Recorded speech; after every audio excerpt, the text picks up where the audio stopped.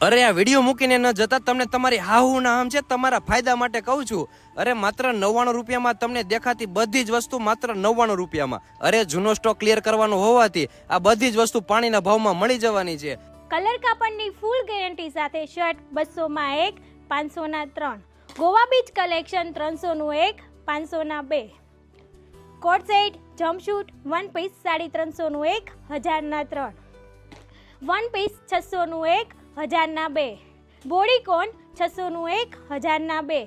3 piece blazers 700 નું 1, 2000 ના 3.